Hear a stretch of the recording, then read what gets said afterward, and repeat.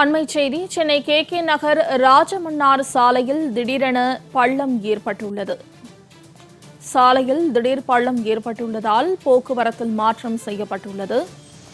Chennai K நகர் ராஜமன்னார் சாலையில் திடீரென பள்ளம் ஏற்பட்டுள்ளதால் போக்குவரத்து மாற்றம் ஏற்பட்டுள்ளது.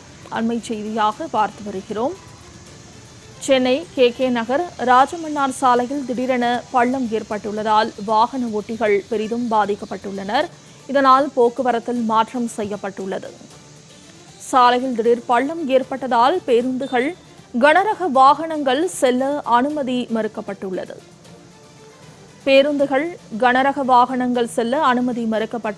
கூடுதல் தகவல்களை செய்தியாளர் நித்யானந்தன் வழங்க கேட்கலாம். நித்யானந்தன், கூடுதல் விவரங்களை பதிவு செய்யலாம்.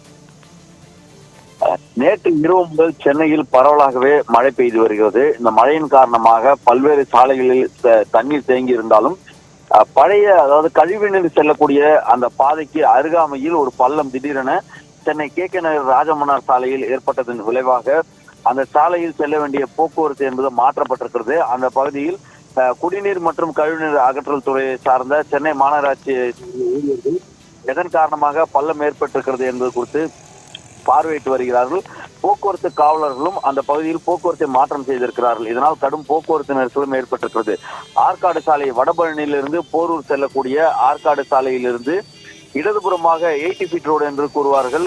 80 அடி சாலை வழியாக வந்தால் அசோக் பில்லர், அதே போல கே நகர் செல்லக்கூடிய அந்த பிரதான சாலையாக இருக்கும் சிவன் பூங்கா வழியாக செல்வதற்கு. ஆனால் 80 அடி சாலையிலிருந்து இடதுபுறமாக திரும்பி சிவன் பூங்கா வழியாக அசோக் பில்லர் வரை வந்து அதன் பிறகாக கிண்டி, தாம்பரம் அல்லது அடையாறு, திருவான்மூர் செல்வதற்கான பாதை. ஆனால் அவ்வாறு அந்த வழியாக செல்ல முடியாமல் காரணமாக வாகனங்கள் 80 அடி சாலையிலிருந்து வலதுபுறமாக திருப்பிவிட்டு அதன் பிறகாக பாண்டிச்சேரி கெஸ்ட் ஹவுஸ், கே நகர் வழியாக மீண்டும் அசோக் பில்லர் சென்று அதன் பிறகு செல்வதற்காக வாகனங்கள் திருப்பிடப்பட்டிருக்கிறது. இதனால் 80 அடி சாலை, அதே போல ஆற்காடு சாலையில் கடும் போக்குவரத்து நெரிசல் ஏற்பட்டிருக்கிறது.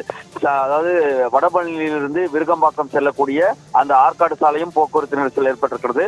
80 அடி சாலையிலும் போக்குவரத்து நெரிசல் ஏற்பட்டிருக்கிறது. இதனை சரி செய்வதற்காக சென்னை மாநகராட்சி ஊழியர்கள் அப்பகுதிக்கு வந்திருக்கிறார்கள். இருந்த போதிலும் எதன் காரணமாக பள்ளம் ஏற்பட்டிருக்கிறது என்பது அவர்களுக்கு தெரியாமல் இருக்கிறது. என்றால் அந்த பகுதியில் மெட்ரோ ரயில் பணியும் கிடையாது.